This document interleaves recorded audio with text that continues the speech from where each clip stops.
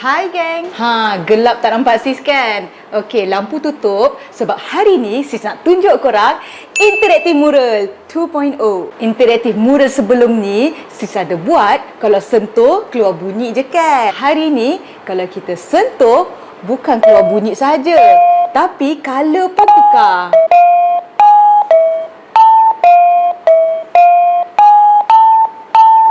Alatan muzik tradisional yang dekat dinding ni merupakan gamelan. Kalau combo nanti, korang boleh main gamelan dekat dinding tu tau, geng.